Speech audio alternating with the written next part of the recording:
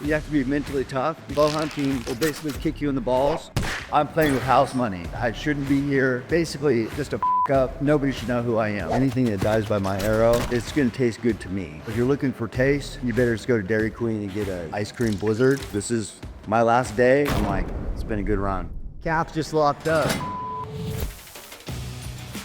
Welcome to Fast Ones, the show where we ask 10 questions in 10 minutes and ramp from 1 mile an hour to 10 miles an hour. Today, I'm thrilled to welcome to the show the incredible, the one and only Cam Hanes, bow hunter, ultra runner, author, and podcaster. Cam, welcome to the show. Thank you. Awesome to be here. I've watched what you've done. This looks fun. Yeah, we're gonna have a good time today. All right, so Cam, tell me about your upbringing, how that led to your career path as a prolific bow hunter. Small logging community, little town outside of about 20 miles from here, really.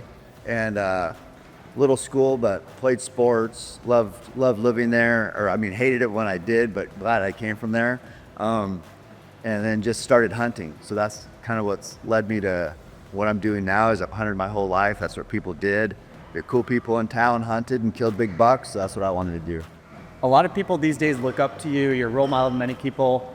Rewinding the clock, when you were a kid, who are you looking up to? My dad, I lived with my mom and stepdad. So my dad was like always the guy who I wanted to be around, hear stories about. He was like a local legend. So my dad. Cool. What's some advice you'd give to your younger self? Don't be an idiot. Yeah, I made a lot of mistakes growing up. Just, didn't really know what I was gonna do after high school. So just waste a lot of time drinking and partying. And Do you think if you told your younger self to skip that step? my younger self was an idiot. So yeah, I couldn't tell my younger self anything. Yeah. You uploaded your first video to YouTube 15 years ago. You're actually pretty early as far as creating content around your passion and hobbies. How close would you say you are today to the vision that you initially set out to do with content and online storytelling? Yeah, I mean, when I did that, it was like I was working for like Hunting TV and Hunting magazines, and to have an opportunity at their platform, you had to play by their rules. So once social media came on and like I could be in control of what I posted, I'd pretty much jump right on it, because I don't know if I'm hard to work with or whatever, but it was like a lot of headbutting on what I wanted to have published or how I appeared on TV. So YouTube and social media gave me control. And are you where you initially set out to be, or below expectations, above expectations, sideways from expectations? Oh, I mean, I'm playing with house money. I shouldn't be here.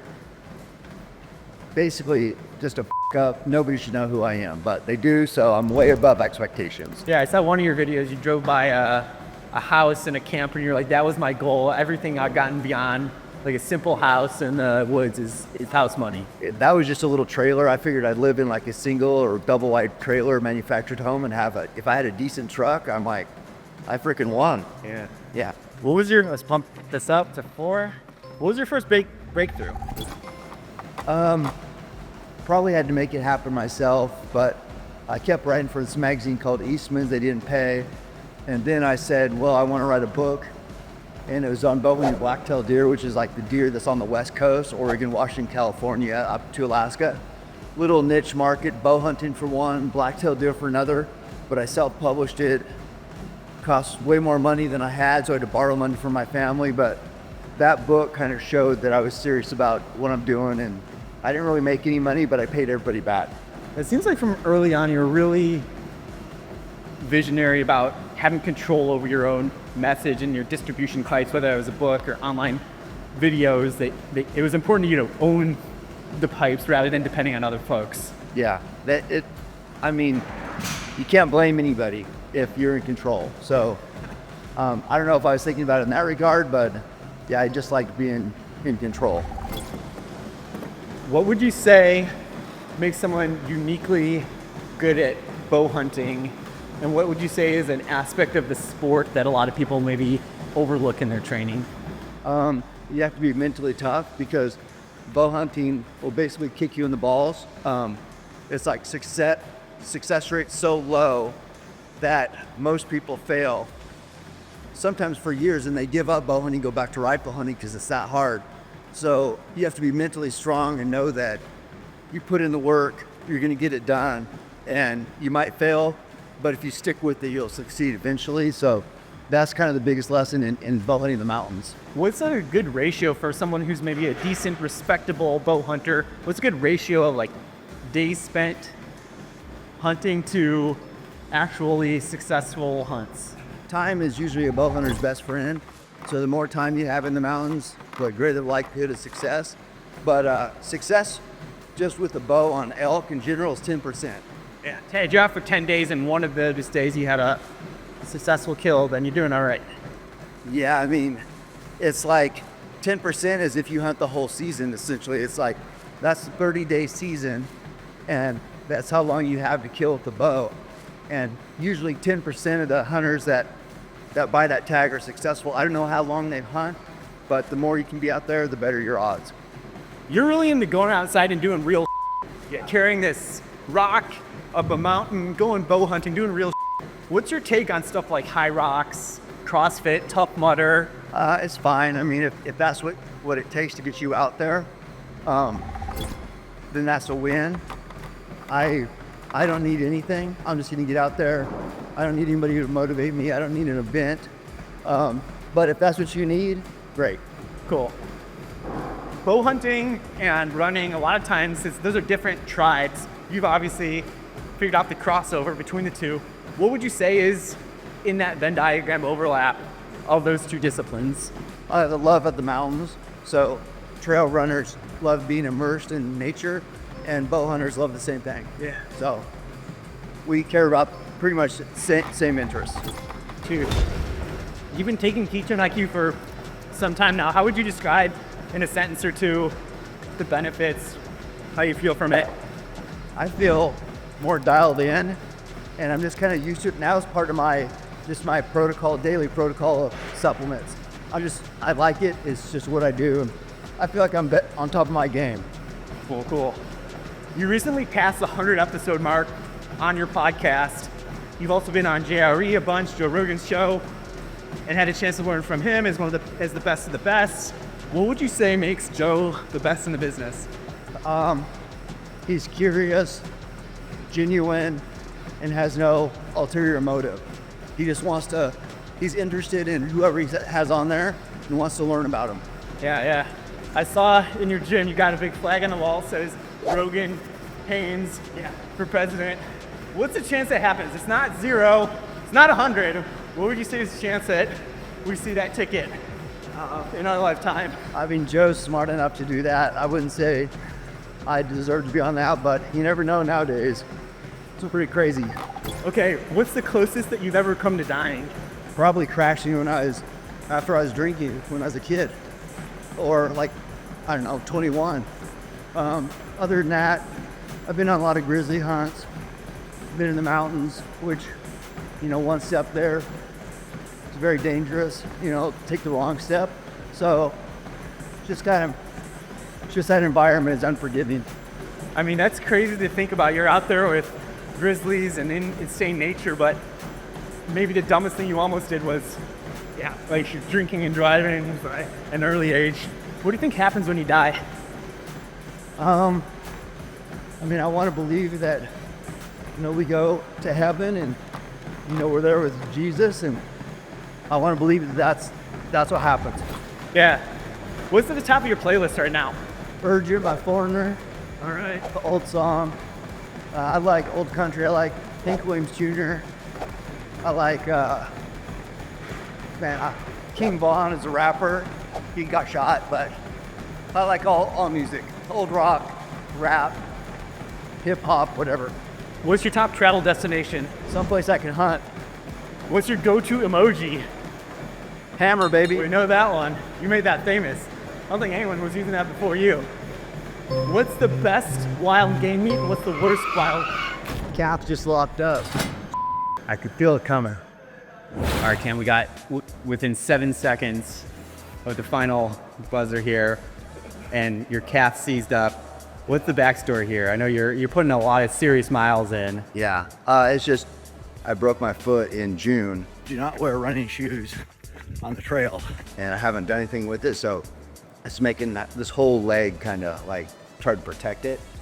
So That's it. Few last questions for just on hunting. Curious, what's the best tasting wild game in your opinion, and what's the least favorite wild game taste?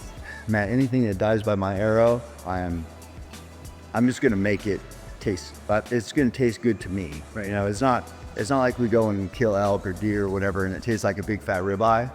So if you're looking for taste, you better just go to Dairy Queen and get a ice cream blizzard. But there's something about, you kill something with your arrow, you do all the work to get it out, process it, share it with your family over the dinner table. I don't really care what it tastes like. It's just a powerful experience. So, but that said, elk is very good. Moose is very good. Deer is very good. Everything, if you take care of the meat, all wild game meat's good. If it's not good, it wasn't taken care of right. Gotcha. What would you say is your favorite place to hunt? If I just have a bow in my hand, I don't really care if I had to choose one species, it'd probably be elk or dangerous game. I like, like the Cape buffalo or the grizzly or brown bear. But if it's not just like that ultimate test, then it's probably big bull elk. And what would you say is bucket list place to go hunting that you've never been to? I've exceeded what I deserve or what I dreamed of. I mean, I've hunted all the best places for elk. I've went after dangerous game in Africa and Australia, so I don't long for anything. I've already exceeded. If this is my last day, I'm like, it's been a good run. Yeah. Here you go hunting aliens in outer space. Sure. Fair. Probably be hard, but I haven't even seen one. Yeah. How about partner to go hunting with that you've never gone hunting with? Anyone that you're manifesting, you want to put out in the universe?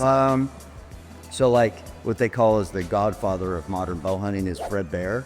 He kind of, at that time, bow hunting, especially with the compound, was not really a thing. Yeah. So when he came on, then he started making videos and still have some amazing adventures in Alaska, killing grizzly, like stands up, shoots it standing up at, I don't know how far, but pretty close.